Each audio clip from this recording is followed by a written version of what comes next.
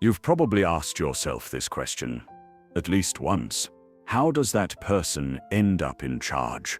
They seem woefully unqualified, lack empathy, dodge responsibility, and yet they're leading the meeting, running the company, or even governing the nation. It's not just frustrating, it feels absurd, like we're all in some Kafkaesque comedy where wisdom, humility, and competence are somehow punished, while arrogance and mediocrity are fast-tracked to leadership. But maybe the real absurdity isn't just in them, it's in the system, in us. So today, let's look deeper. Why do incompetent people so often rise to power? What does philosophy have to say about it? And more disturbingly, what does it reveal about us as a society? Let's start with something deceptively simple: self-awareness. In 1999, psychologists David Dunning and Justin Kruger published a study that has since become infamous. They discovered a bizarre cognitive bias. Those who know the least often believe they know the most, and the truly skilled, they're more likely to underestimate themselves. This creates a dangerous paradox. Incompetent people feel confident enough to lead. Competent people doubt themselves into silence. It's a dynamic as old as Plato's dialogues. In the Apology, Socrates claims to be the wisest man in Athens, not because he knows everything, but because he knows that he knows nothing. But that kind of wisdom doesn't win elections.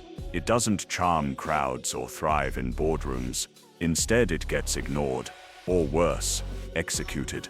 Now shift your gaze to the modern world, to the endless noise, the filters, the viral speeches, the performative outrage. We live in what French theorist Guy Debord called the society of the spectacle, a society where image replaces substance and appearance is more valuable than truth.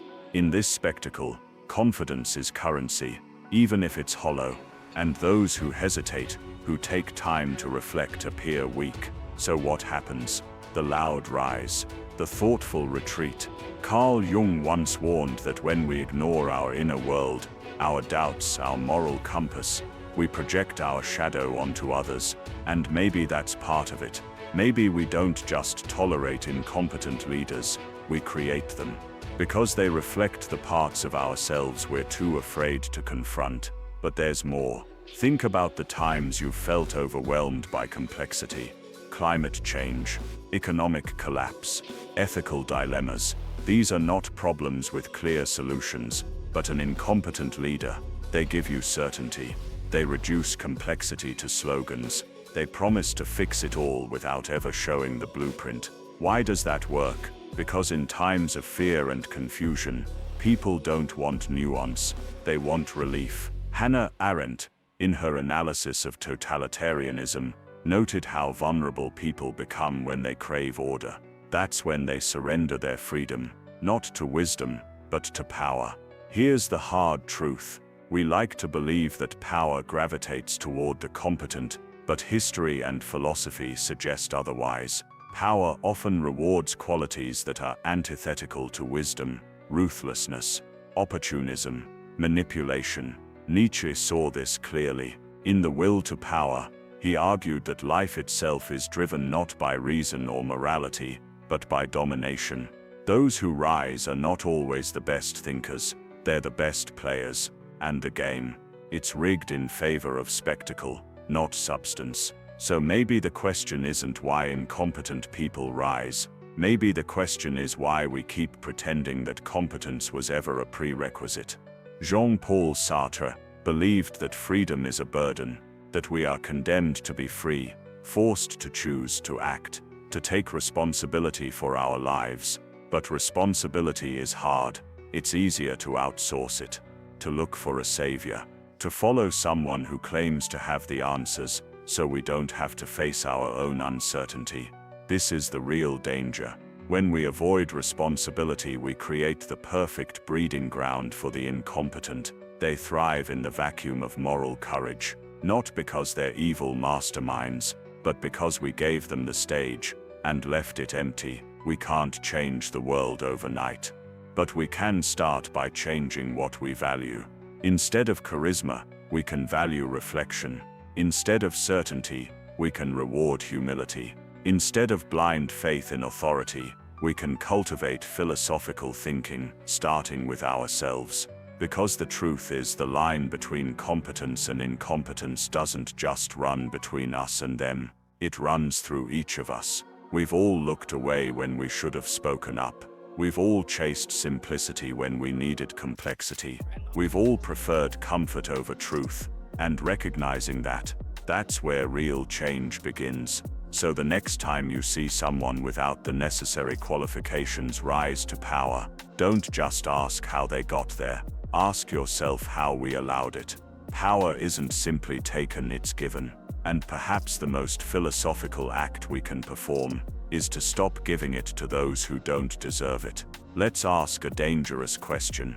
What if the problem isn't the individual leader at all? What if it's the system, carefully engineered to reward the very traits we find so destructive? Think about how modern institutions work. Politics runs on donations, popularity, and exposure, not wisdom. Corporate structures often elevate those who play politics better than those who actually solve problems. Social media rewards attention, not insight. So we end up with leaders who are good at climbing but bad at leading. They are tacticians of appearance, masters of self-promotion, fluent in the art of saying nothing with absolute confidence. And why wouldn't they rise? The rules of the game aren't broken, they're just working exactly as designed.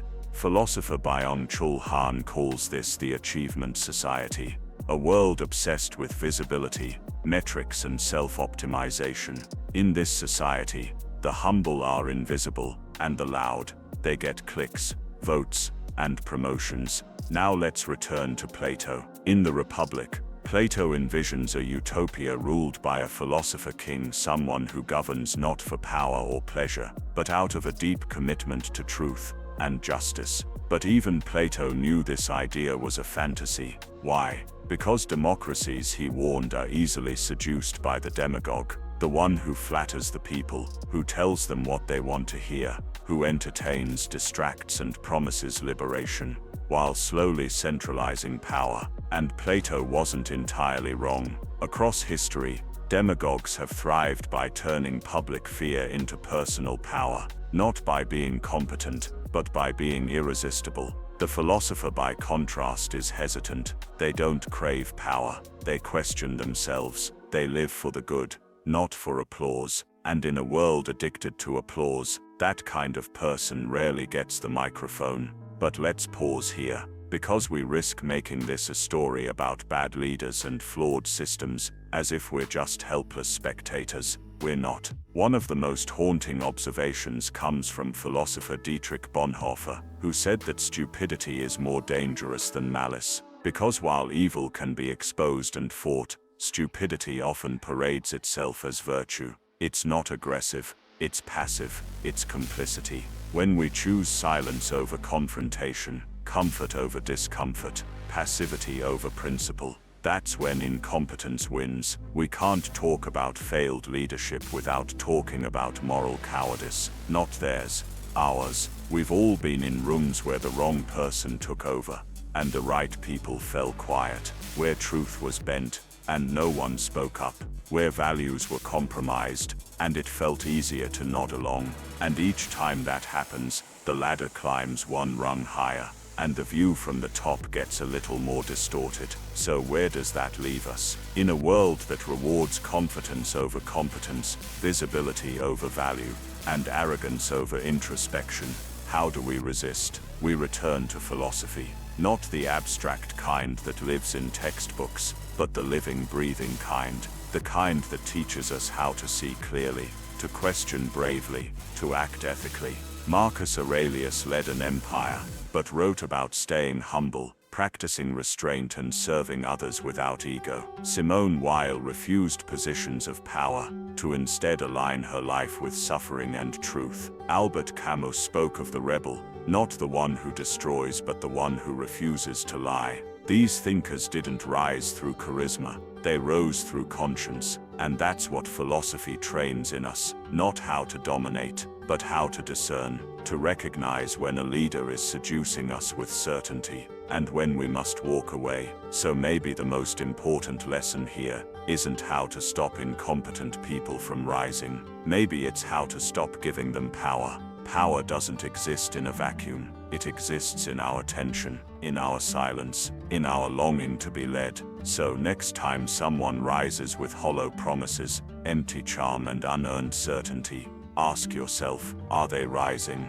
or are we lifting them? Because in the end it's not just about who's in power, it's about who put them there and why. Philosophy doesn't make the world fair, but it teaches us to stop mistaking noise for wisdom, and sometimes that's where change begins. Here, quote, state an uncomfortable truth. We often get the leaders we deserve, not because we deserve to suffer, but because we abdicate responsibility. The philosopher Jean-Paul Sartre believed that human beings are condemned to be free. That means no excuses, no hiding. We are responsible for the choices we make and the systems we tolerate. It's easier to point at a corrupt leader than to ask why we let them lead. Easier to mock incompetence than confront the fear that maybe we allowed it. In a way, the rise of the unqualified is not just a political failure, it's a spiritual one. It reveals a culture that fears accountability, that prefers being told what to think, what to want,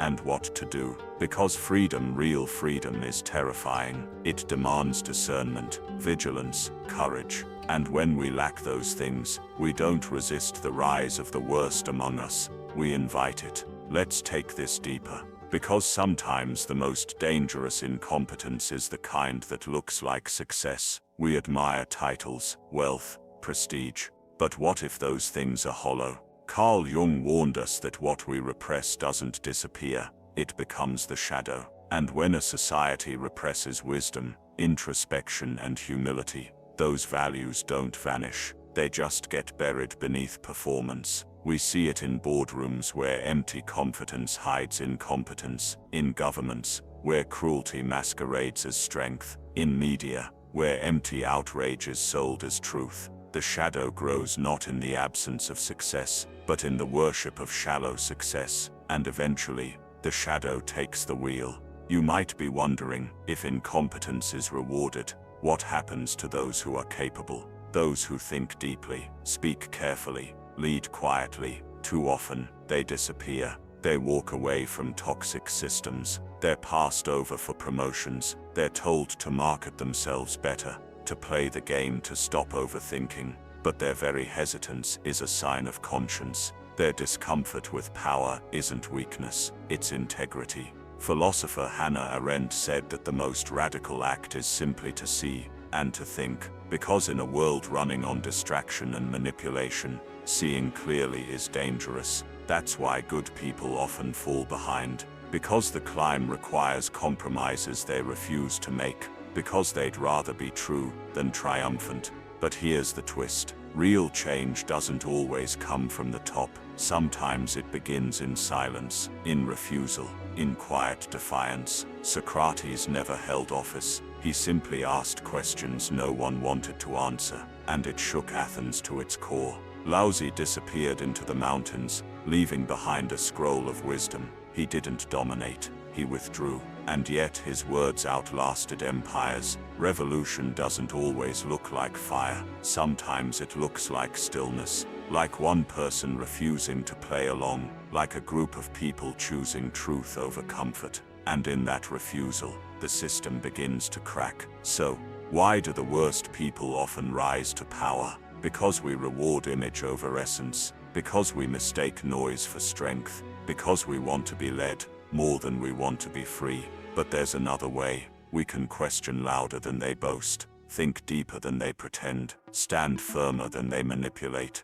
and demand more from ourselves and from those who dare to lead. Because the true mark of leadership isn't power, it's responsibility. and the courage to carry it without needing a crown. It's not about stopping the wrong people from rising. It's about becoming the kind of people who no longer lift them.